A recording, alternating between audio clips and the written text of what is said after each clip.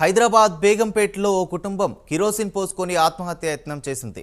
కుమార్తె వివాహం కోసం తన ఇంటిని తాకట్టు పెట్టి ప్రైవేట్ ఫైనాన్స్ ద్వారా రుణం ఇప్పించమని ఓ దళారిని ఈ కుటుంబం ఆశ్రయించింది.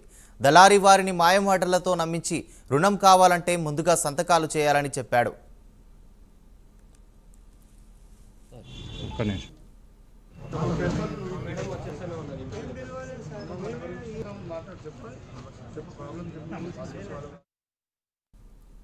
రుణం ముసుగులో దినకర్ అనే వ్యక్తి అతని భార్య రజనీ పేరిట ఇల్లు రిజిస్ట్రేషన్ చేయించుకున్నారు.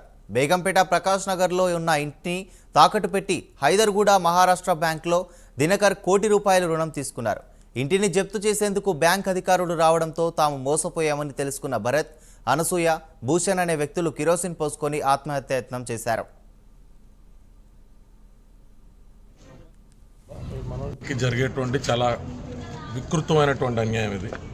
ఏదన్నా ఇంట్లో పెళ్ళి ఉందంటేనో, ఇంట్లో ఏదైనా దావత్ ఉందంటేనో, ఏదైనా ఫంక్షన్ ఉందంటేనో చుట్టుపక్కల వాళ్ళని నమ్మి ఏ విధమైనటువంటి ప్రాపర్ వెరిఫికేషన్ లేకుండా ఆ పూటకు వచ్చే 4 లక్షలకి 5 లక్షలకి ఆడబడితే ఆడ సంతకాలు పెడితే జరిగేటువంటి పర్యవసానాలు. ఎవరో ఒక అనామకుడిని నమ్మి 1.5 కోటి విలువ చేసేటువంటి కష్టార్జితం, పూర్వీకుల నుంచి కాపాడుకుంటూ వస్తున్నటువంటి ఆ పూర్వీకులకు సంబంధించినటువంటి స్వార్జితం, ఆస్తి ఈరోజు అన్యాక్రాంతం అయిపోయి ఒక దొంగ సేల్ డీడ్ అగ్రిమెంట్ అనేటువంటిది చదువు లేనటువంటి వీళ్ళ నిరక్షరాస్యతని ఆధారంగా చేసుకుని సబ్ రిజిస్టార్ ఆఫీస్కి ఇది కేవలం జీపీ కమ్ సేల్ లాంటిది, మీకు 50 లక్షల రూపాయలు ఇస్తున్నాను, ఇదిగో ఆర్టీజీఎస్ అని చెప్పి ఒక దొంగ డాక్యుమెంట్ పట్టుకొచ్చి డాక్యుమెంట్లో ఆర్టీజీఎస్ నెంబర్ కూడా రాయకుండా వీళ్ళతో ఫోటోలు తీపిచ్చి 2019లోనే వీళ్ళ దగ్గర తస్కరించినటువంటి వైను.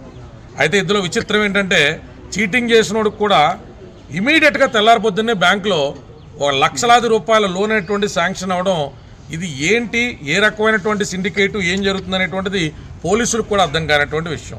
జరిగేటువంటి చాలా వికృతమైనటువంటి అన్యాయం ఇది. ఏదన్నా ఇంట్లో పెళ్ళి ఉందంటేనో, ఇంట్లో ఏదైనా దావత్ ఉందంటేనో, ఏదైనా ఫంక్షన్ ఉందంటేనో చుట్టుపక్కల